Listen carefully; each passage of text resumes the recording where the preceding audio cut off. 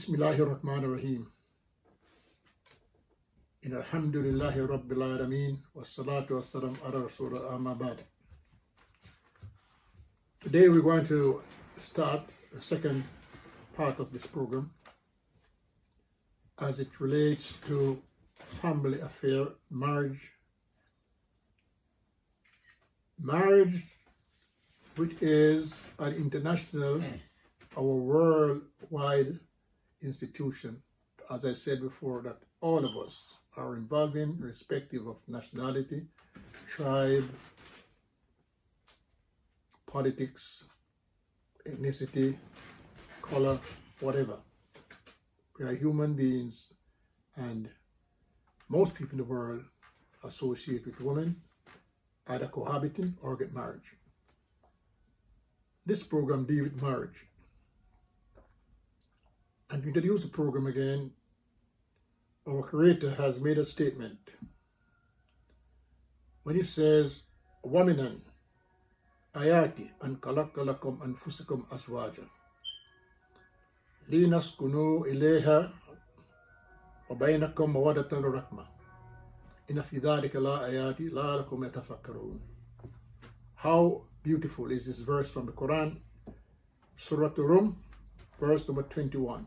You should go and check it out. And here Allah Azza wa Jal is addressing mankind. You see, among His signs, the translation, that He has created from among us azwaj, women, wives, that we may find repose in them. So beautiful. And He has put mawaddatan wa rahmah, love and mercy between us.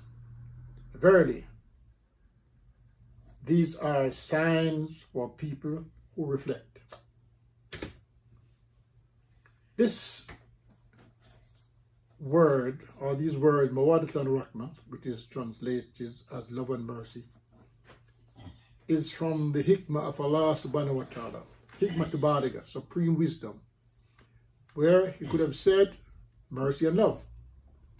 But Allah who created us knows how man vary in terms of his thoughts, his behavior. So when a man and a woman come together, there's always some form of love. Some people call it infatuation, but there's always love. But as time goes by and something happens, this love can become weaker, and there can be problems in the relationship. Allah is advising us to resort to mercy. Okay? So this is the verse that I used to introduce this program.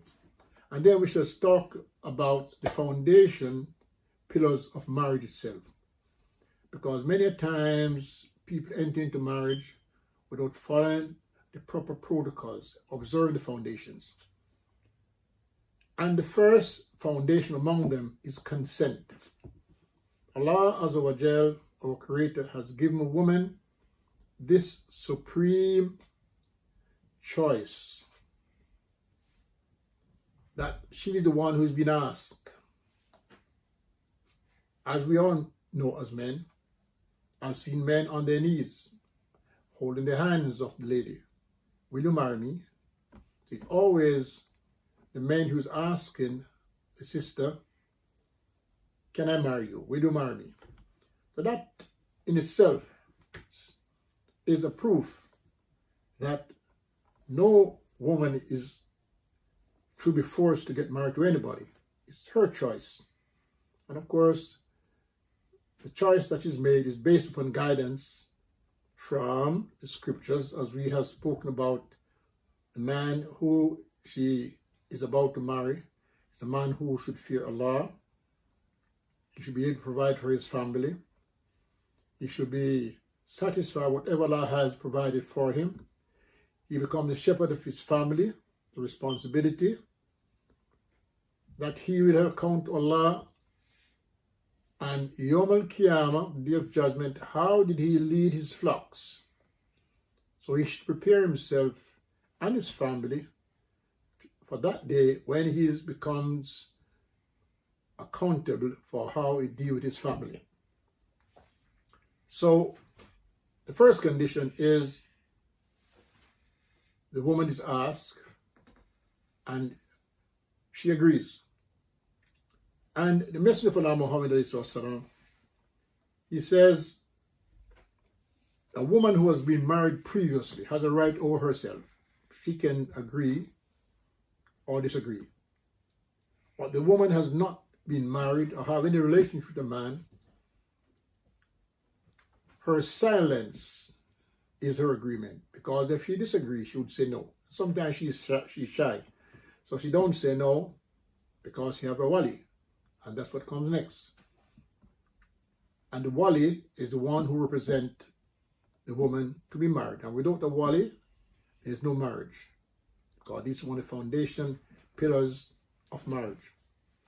The wali for a Muslim lady, if her father is a Muslim, is her father. Next in line is her uncle. Next in line is her son. If she had been previously married and has a son who is at the age of maturity. If she has none of these people, especially for the revertees to Islam, who is coming from a non-Muslim family, then we have to acquire for her what is known as a wakil, someone in the community, the sheikh, the imam, who has the interests of the sisters, who is responsible, who is knowledgeable, who will represent her and give her to the prospective husband in marriage. Something has to be understood. This waliship, if it's the father, he surrenders the responsibility of his daughter to the husband, but he's still there in case of a misunderstanding in the marriage that both the husband and the wife cannot sort it out. Then it goes back to the father, the wali, and he should not be biased. He should be just. Don't come and say, oh, this is my daughter, you don't do that, you don't do that. No, you have to listen to what has happened. And if you think it warrants someone else who has more knowledge than you to deal with this problem, then that person should be sought. And between both of you, to try to find solution to the problem to keep the marriage going. So the second pillar here is waliship. The third pillar is the mahar. And as from the non-Muslim point of view, they say the dowry. This is a gift that the man is obliged to give this lady. It's not a bride price. He's not buying the woman. It's a sign of responsibility that she's going to be responsible for this lady to feed her, clothe her, shelter her. Her security is in his hands. He becomes the wali, has taken over from the father, the uncle, the son, or in this case, the wakil. Allah has made a statement in the Quran. He said, you are forbidden to inherit from a woman without her consent. Now this mahar can be paid before the marriage, during the marriage, or after the marriage. If she agrees, and she's the one who has to agree to the amount, whatever it's going to be. It could be money, it could be a gift, it could be a ring. The sister could say, I want to go to Hajj. Whatever the husband can afford, and if he's not, the Prophet would say the smallest of ma is the best. But, of course, whatever he can afford, and if sister agreed to it, he's obligated to give it to her in one of these three times, before the marriage, during the marriage, or after the marriage. And he must give it to her. He cannot ask her to waive it. If he is a good husband, and it wasn't paid during the marriage or before the marriage, and the sister say, you can keep it. You're sufficient for me. She has her reasons. She may explain the reason why. She may not explain the reason why. in the last say you should take it with good cheers. You should be happy and say, thank you, Barakallah Fikum. May Allah reward you for your kindness, and enjoy it. But do not ask her to give it up. It has to be understood as well that whatever the sister comes to the marriage with is hers. She could be a wealthy woman. She could have property. She could have wealth. Whatever this wealth is. It is hers exclusive alone. You cannot demand anything from her. And whatever the husband has is shared between the husband and the wife. So whatever the husband has, she is entitled to inherit from it. So that is explain what the maya or the dowry is concerned. Then of course there have to be two male witnesses. A woman cannot give her daughter in marriage, whether it's to her mother or aunt or sister. This is not the legislation that the Creator has stipulated for this position in the marriage ceremony. It has to be two male adult who will be witnesses for the marriage. And of course, the person who conducts the ceremony, the imam, maybe the priest. There is, I understand, some tradition where it's the woman who has to pay the man to get married. This is not recorded in any scripture. This is a tradition, and the person who is doing this, tribe or the nation who is doing this, should be very careful and come to terms with what the regulation requires. A man does not demand anything from a woman to marry her. He's the one who's responsible to give the lady this. So these are the fundamental principles, fundamental pillars, which must be adhered to. And if one is missing, then the marriage is not lawful. It's not lawful. So I want to put this down for my brothers and sisters, that they can come to terms how this marriage should be conducted. The husband, of course, should recognize that Allah has, the Prophet says, you take this woman by the word of Allah. In a religious ceremony, in a marriage ceremony, where the Imam conducts the ceremony, at the end he will say, by virtue of the Quran and the Sunnah, you're man and wife. So by the word of Allah, she becomes lawful to you. You should, as a man, be very careful how you treat this person, this lady. She could be a stranger to you. She has no knowledge of who you are in some cases. It takes time to be acquainted. So you should be just. Allah says you should be kind, gentle, merciful, mawaddatan, rahmah. These are the qualities of a husband who has any wisdom to cultivate the companionship of this lady, that she will begin to respect you. She can go from infatuation to love, the way you treat her. Help her. Although she's responsible to look after the house, may provide the food, it doesn't mean that you cannot help. Eventually, there could be children in the relationship. This is something that you have to be very, very, very careful of. How you deal with this relationship as the marriage progresses. What develops from that could be children. We have to understand how our wives, what she goes through during the state of pregnancy. The husband should be there for her, to help her, to be kind to her, to be gentle to her, to have mercy upon her, to be loving, to relax with her, to be a person that she finds comfort with. These are some of the qualities that the husband should, of course, be capable of offering this new lady in his life. The same applies to the lady. She also has an obligation. Be careful of the harvest of the tongue, how you speak to your husband. Choose your words carefully.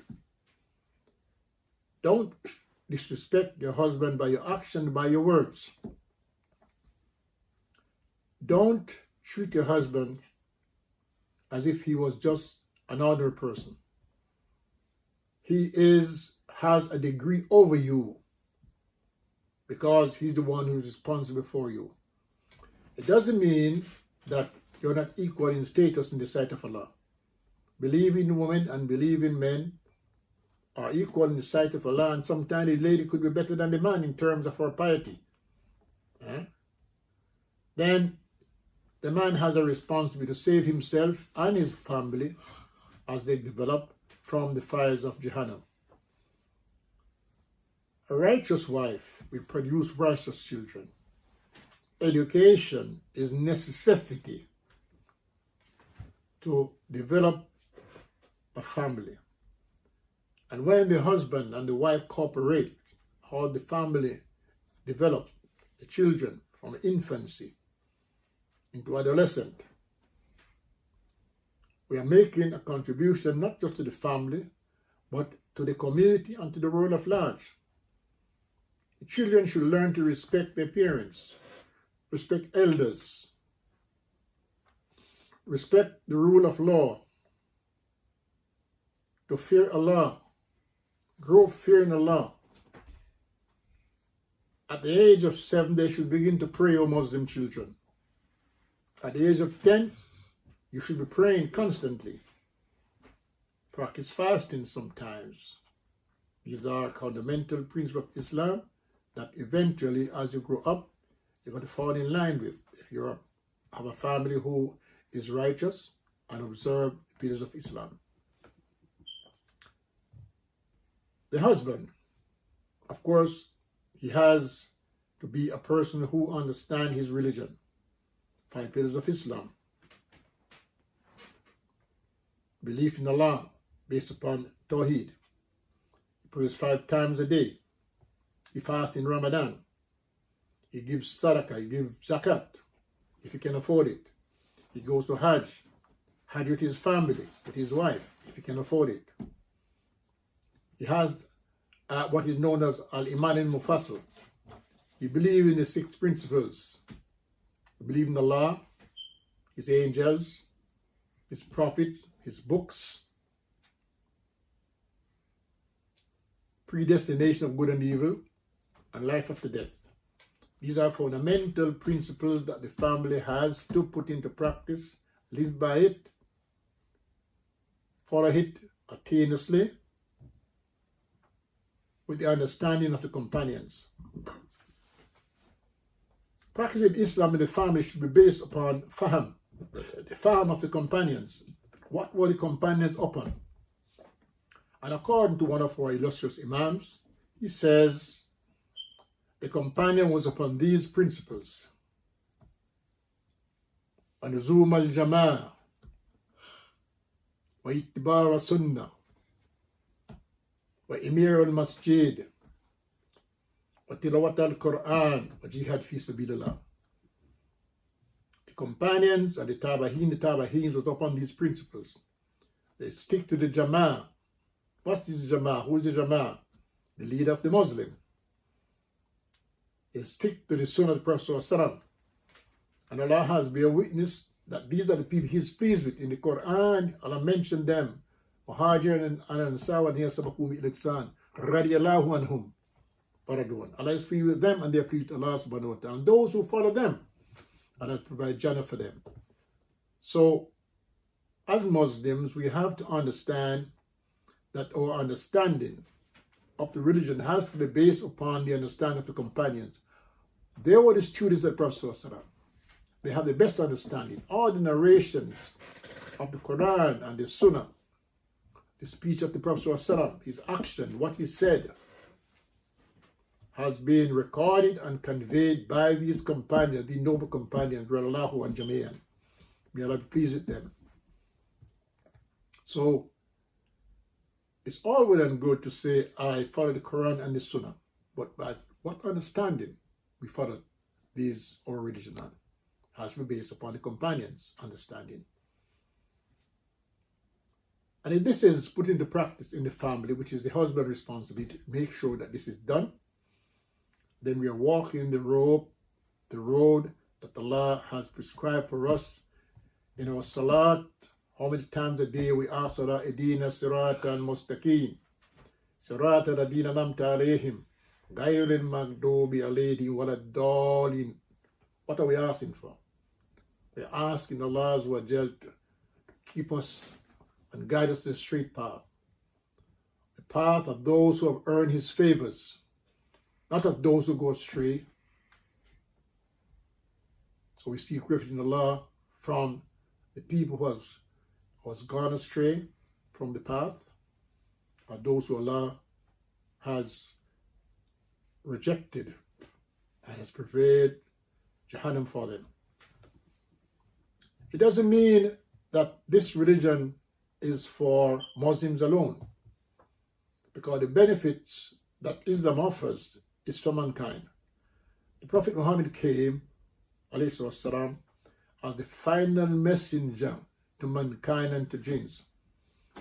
And although people may not be Muslims, but the benefits that the religion offers is applicable in so many conditions. And if we look in the world today, we find Islam is the fastest growing religion all over the world. Whether it's in the United States, whether it's in Europe, whether it's in the Middle East, whether it's in East, Far East, irrespective of what is said about Islam, and we have to say congratulations to the sisters. There are more sisters coming to Islam more than men. Why? Alhamdulillah. Irrespective of what has been said about Islam, that Islam oppresses women, why are they coming to Islam if they were oppressed? Our wives are the jewels in our crown. That's what our wives are. Our wives, our mothers, our sisters, these are the jewels in our crown who we Muslim men respect, care for, cherish. They are the mothers of our family, and without them, the lawful reproduction of the human race will not take place.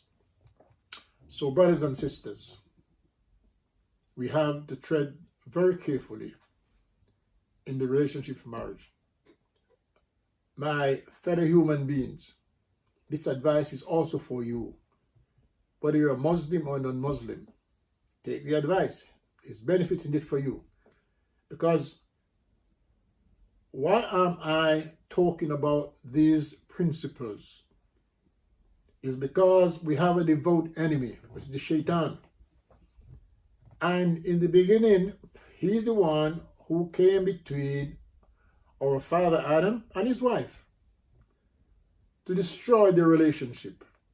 And he has vowed to Allah, He will intercept us from before us, from behind us, from above us, from below us, from our left and from our right.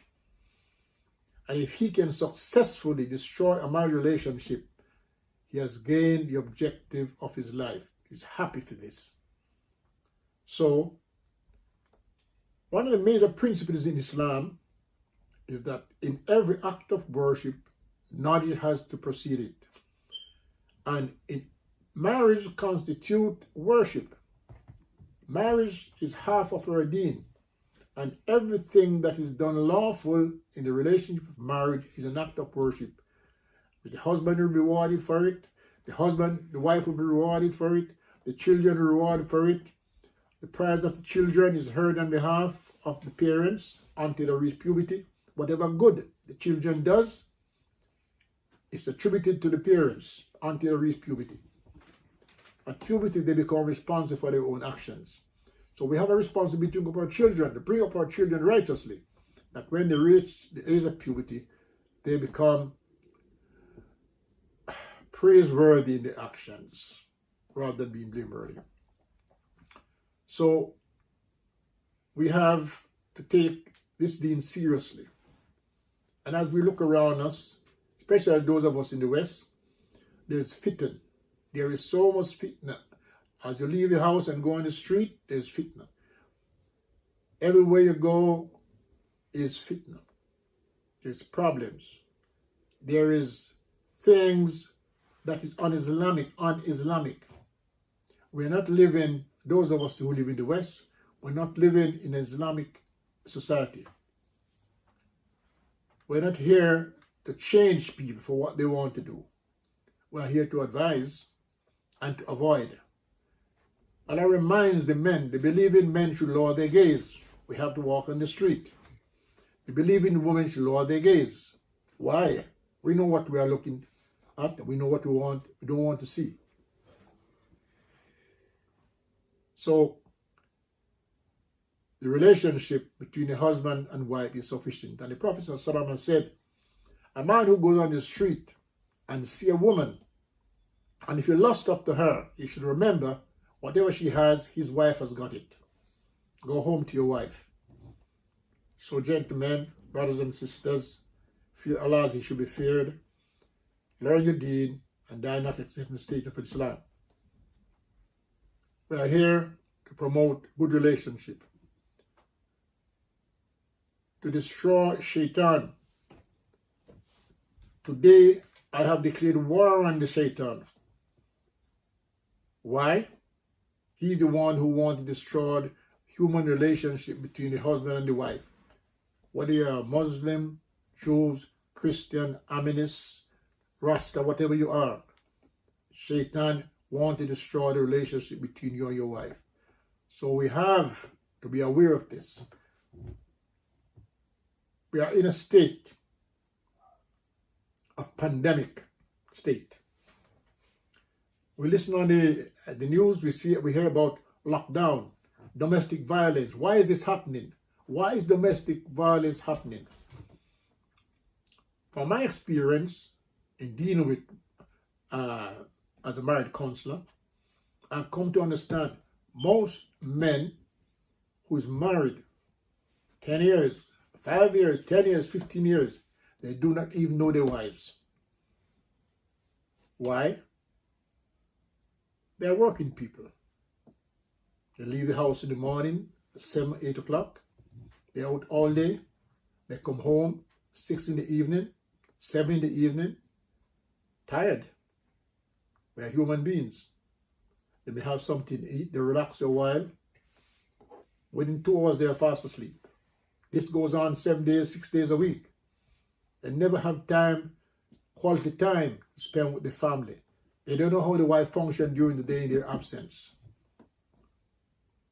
Now, if there's a problem during those periods, they can go to the club, they can go to the pub, they can go to their friends, and they can exhaust their feelings between themselves.